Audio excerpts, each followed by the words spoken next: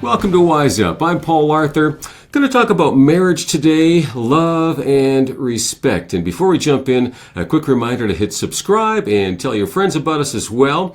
We know love is part of marriage, right? Respect, well, maybe that doesn't come to mind right away. Does respect need to be earned? Going to talk about that and more today. Our guest joining us from Cincinnati, Nina Roesner. She's the Executive Director of Greater Impact Ministries and the author of a book called The Respect Dare, 40 Days to a Deeper Connection with God and Your Husband. And that's available at greaterimpact.org. And they do a lot of coaching these days as well, for couples, for singles as well, wherever it's needed.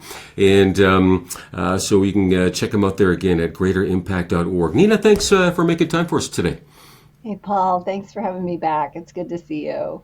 You bet. Yeah, it's been a while. So, but I remember, having, in fact, doing an interview on this book in the past here as well. It's your first book, I believe, but it's kind of one of those books that is just it's always a timely topic, and it's got so much good information on it that will really benefit marriages that are struggling. So, again, if you're watching, keep on watching, and if you're needing help in your marriage here. So, I think most of us probably know about that concept, right? Love. That's kind of more. The wife needs more love, right? And the guy, the husband needs more respect. Okay, but do we all need a bit of a combination of those two things? Absolutely. The truth is, women also want respect. I think we experience it differently, though. And to your point. Women want to feel loved because most of us at our core being, we believe we're not. So we have this lie that we're dealing with and we expect our husband to fulfill it. And that's the enemy ruling in different places. So, as a wife, though, when we look at, if we were to James ourselves, if we will, because James is the How to Do Christianity book, right? In the Bible, we would say we're respectful women. And that we want to respect because that's who we are. That the Bible commands us to do that, but are we that as a person? Is the character of Christ in us at that level? Yeah, and we live in a culture that has this thing that we're all the same. We're actually totally equal in every way. There's no differences between the genders, the sexes, and I'm going, really? Yeah, people can believe that if they want to. I don't think that's true. And matter of fact, science, biology will say it's not, but good luck with that. Yeah. There's clearly differences. Our brains are wired differently, aside from the physical differences. I think many of us, maybe most of us, go into marriage kind of certain expectations, this handsome guy, this beautiful young lady, they're going to make all my dreams come true. And, it's going to be so good. I'm going to be happy. We're going to be happy. So what's the problem with that going into a marriage like that? Oh, yeah, that's a get mentality. That's a purchase mentality. Yes. Selfish and sinful, narcissistic. If we look at marriage as an iron sharpening iron relationship where we're going to be molded into more of Christ's character, which really is what it is. It's an opportunity for that. And we can go in there selfish, trying to get something, or we can be the best person that we can possibly be and choose to mature in Christ in that space. I think that's the opportunity that we've been presented with. But instead, we're selfish creatures and the world is loud. And so we see a lot of marriages, Christian included, struggling at about the same rate as the world does. Yeah, we get disappointed, right? Because, of course, our spouse, can't actually fulfill all those desires that we have. And I think many of them are good desires. But again, our natural tendency is to be, it's all about me, and that's where our focus is. Somebody else needs to meet my needs, and really only Jesus can meet those needs, is what it boils down to. And of course, on the respect end of things too, I think we have grown up in a culture where we have a mindset that respect is something that needs to be earned, and I get that. I understand the logic behind that. But if we're in a marriage and our spouse isn't worthy of respect, quote unquote, then we're not going to give it. What is the end result, I guess, with that kind of approach? Well, I think you're reaping what you then have sown. Mm, So hmm. you've crawled up on God's throne and judged your spouse as unworthy of respect. Right. Boy, Hmm. I don't want to get judged as unworthy or undeserving of love, right? Like, who wants that? But we do that. And then we treat people the way we see them because of these attitudes that we have. And, I call Hallmark movies and romance novels relationship porn, because none of that's real.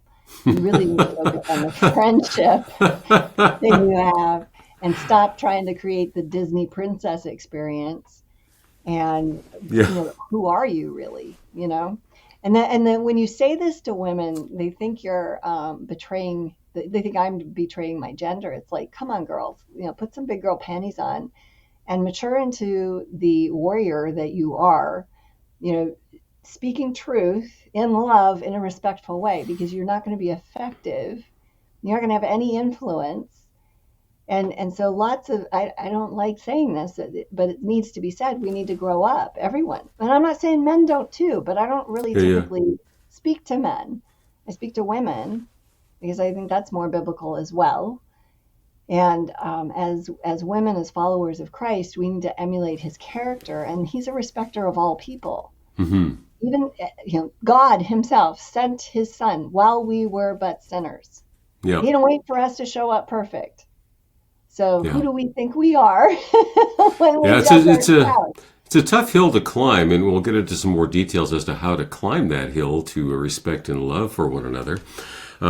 You write that there's a connection between a woman and God and her husband and her strengths. Can you unpack that a bit for us there? Yeah, so you're going to have, to the extent that you have a deep relationship with Christ, you're going to have deep, satisfying relationships with the people in your life, your husband being the primary one. Okay.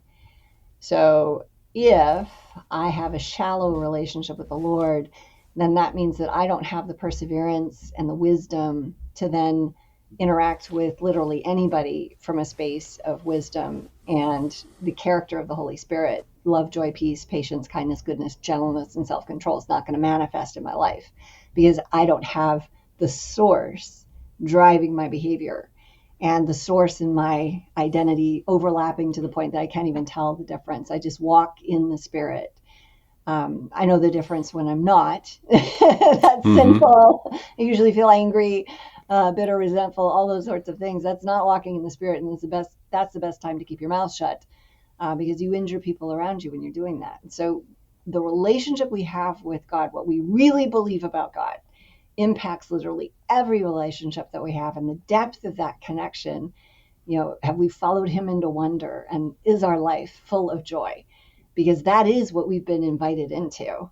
Hmm. And I'm here to tell you that is real. Life abundant is now, and you can choose to stop being miserable by deepening your relationship with Christ, and it will pour out into every space in your life.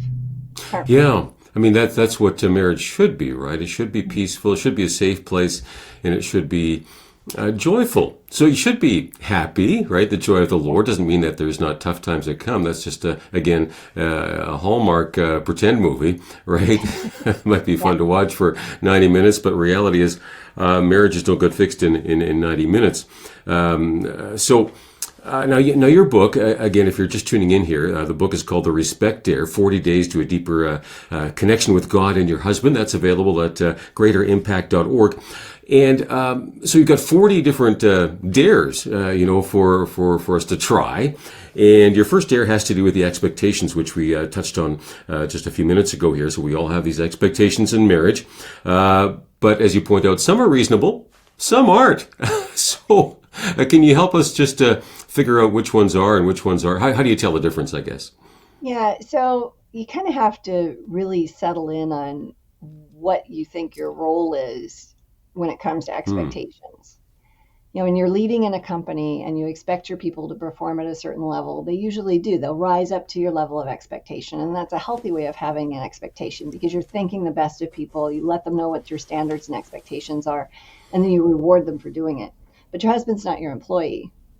And so there's this different experience in marriage that doesn't fit with literally any other relationship you have out there. And I frequently hear both sides of couples saying, well, I get along with everybody else but her or him, right? It's Hmm. like, well, yeah, okay. Well, the reality is who you actually are is showing up in your marriage, because that's the person you feel safest with, because you've got a legal document and a covenant with God.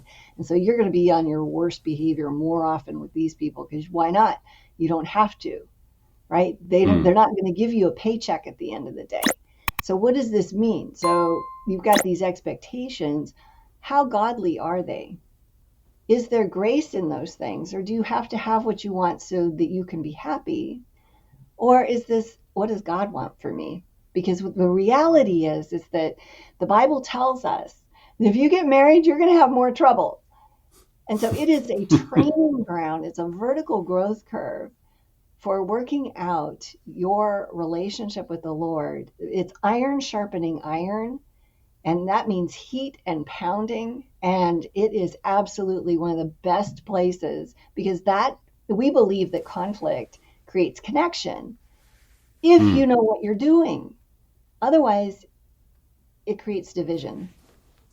And so you have to know the Bible, you have to know the Lord, and you have to choose who you're following.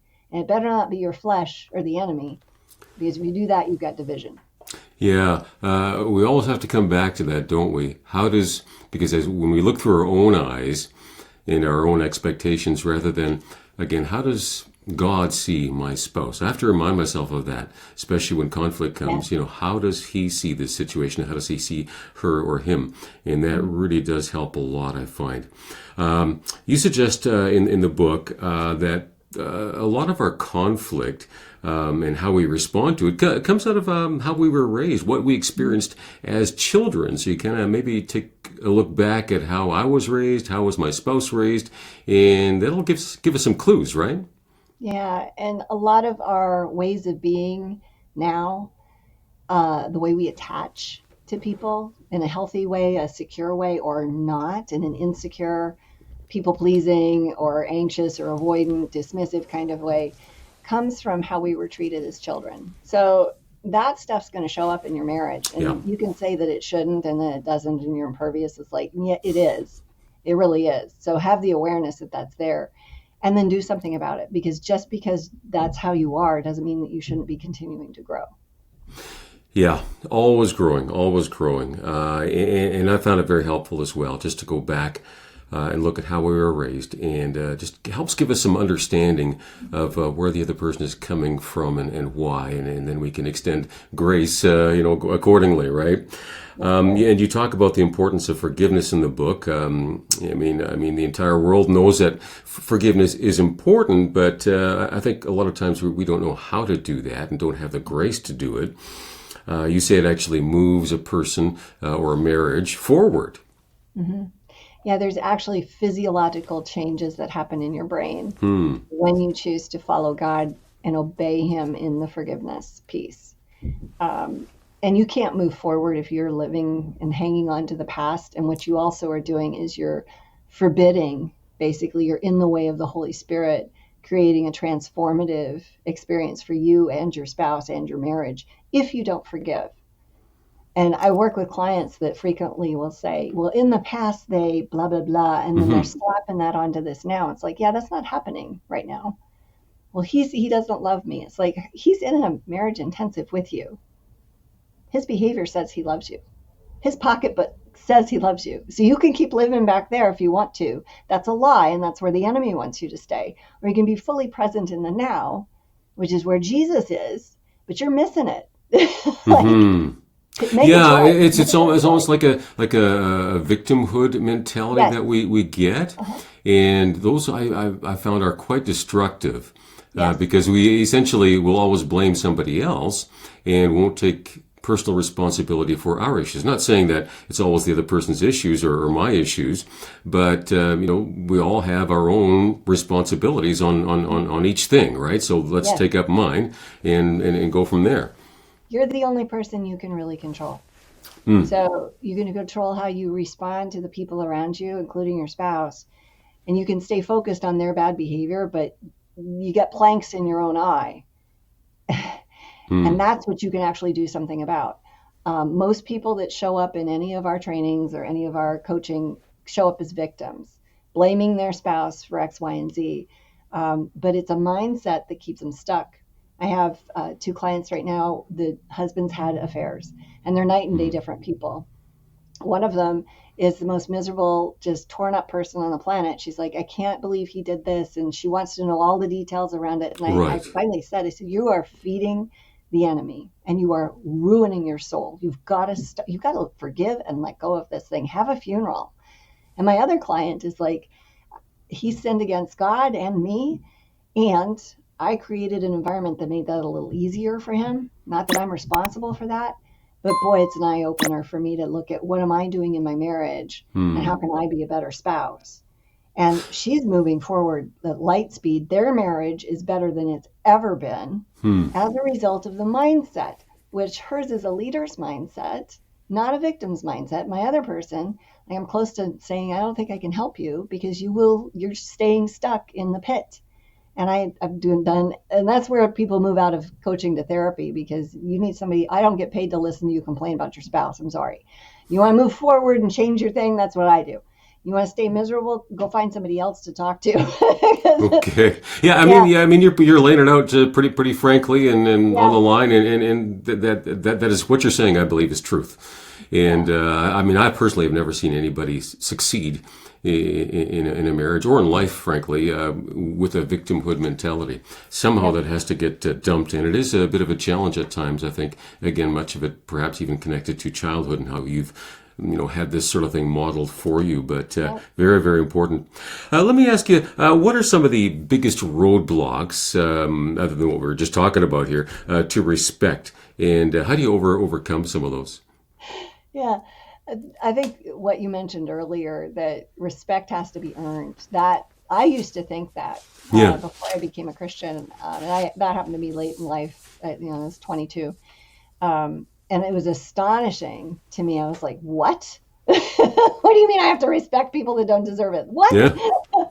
All the hair on the back of my neck stood up. I was like, I'd never heard that word before, but because I loved God and I was drawn by the Holy Spirit to follow him, I'm like, I need to learn more about this.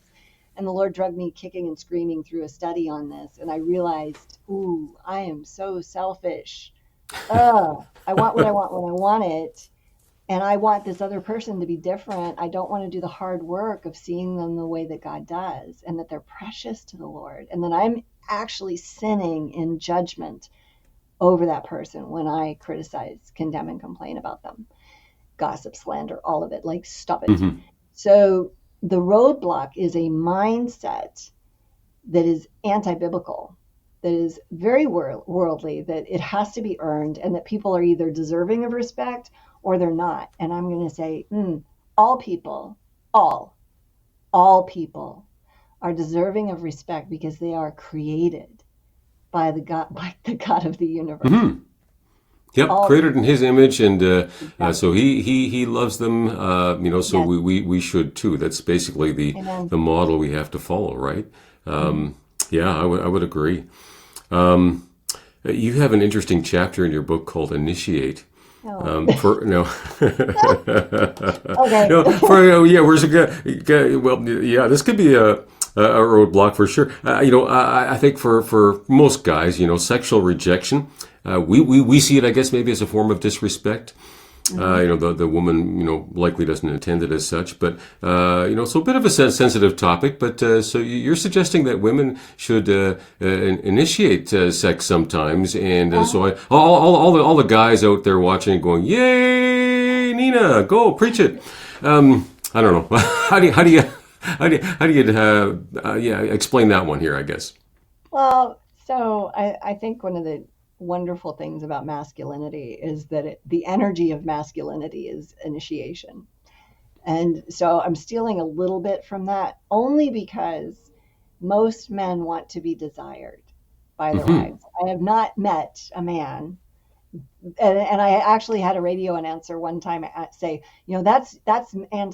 that's feminism. And I'm like, you can look at it like that, but if your wife came up and said, "Hey, baby, I find you hot," would you not like that? I mean, come on. And he's like, well, okay.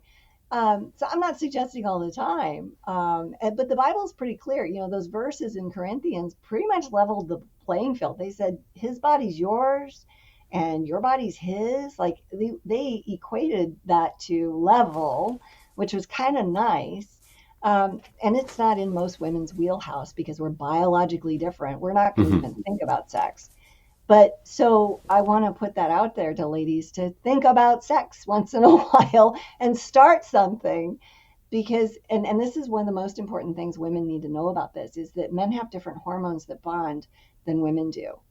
And I mean, when you look at the bonding hormone experience, vasopressin is a bigger hormone for men. Oxytocin is a big hormone for women, which we can get through eye contact. Men only get that through ejaculation. So you've got to have that happen for this to occur. And then you've got to do stuff with your spouse. You've got to go do action oriented things, and you don't have to talk through it. Matter of fact, he probably doesn't want you to. And that's a thing women don't understand, because we yak it up all the time. And I do too when I'm with my girlfriends. But when I'm bonding with my husband, like I'm handing him a wrench and he's bent over a boat motor, and he's not saying anything to me, but it means so much to him. And I understand Okay. men probably better than most women, but I don't understand that piece about men. Do you have an enlightening thing to share about why that matters so much? That shoulder to shoulder time, like what is that about? Yeah, I just the way we're wired, I think. Yeah, I mean, I don't know if I have a great explanation, but yeah, well, there's just but yeah, but you makes sense what you're saying here about initiation. Men, I think, have a fairly significant need to be kind of admired, if you will. We need to feel needed and feel wanted. Yes. And that's just a part of how we're wired, I think, by God. So, very, very key. Like I say, the initiation thing is definitely going to help your marriage. There's no two ways about it. It doesn't have to be all the time, but sometimes, right? So, and of course, our words matter. We just talked about, needing to feel encouraged and so forth. You write in your book about, there's some key words that can make a difference. For example, you could say you should do this or you need to do this, as opposed to have you considered doing something like this. Very different, because you're not bossing them around. But again, it comes down to really, again, the fruits of the Spirit. How would Jesus ask, somebody to do something? I mean, he's the ultimate boss. He can tell us and order us around, but there's a gracious, loving way to do that, isn't there? Yeah, it really matters. I had the immense privilege of working for my father from the time I was 13 in his radio stations. And I was a child, basically, and I had to learn to speak the language of respect, because he would hand me stuff to do and he'd say, go have this announcer do this thing for you. And, I'd cut a commercial and he'd have to help me because I didn't know all the techie ends. This is back in the dark ages when we're cutting tape with razor blades, right? Yeah, well, I remember that. I do. Yeah, yeah. So, I had to learn, how do you interact with not just men, but adult men in a way that helps you get what you're supposed to get done. And then I worked in manufacturing for many years, and I loved learning from my dad just how to be respectful to everyone. He was like that. He's no longer on the planet, but he was a Hmm. great man in the way of just, he treated everyone from the waitress to the governor of our state, whoever he was with, as if they were the same. They mattered. And I Hmm. asked him about that one time, and I said, you treat everybody equally of value. And we were at we were having dinner, and he says, that waitress is as valuable as anybody else, including the president of the United States. There's no one that has more value Hmm. than anyone else, including me. And it's a measure of a person to how you treat other people that you can get absolutely nothing from. Hmm. And I was Yeah. just really blown away by that. Yeah, no, I like that, and of course, I mean, depending how rough the marriage is, I mean, sometimes it could be a bit of a challenge to find something good and kind to say about your spouse. But if you look, give it some thought, ask the Lord to bring it to light, and He will. You have to do a bit Mm-hmm. of gold digging, if you will, gold mining, and Mm-hmm. you'll find some good in there somewhere. You also talk about not to compare your husband to other men, and it's good advice for us guys as well to not to do the same with our Yeah, spouse. Pretty important. yeah, yeah. God gave you who you have. Yeah.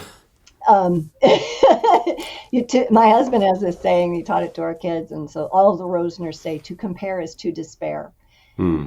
You're creating a problem for yourself when you want something other than what you have, and it's biblical to be content with what God's given you. Yeah. If the Lord wanted you to Hmm. have something else, Hmm. you would.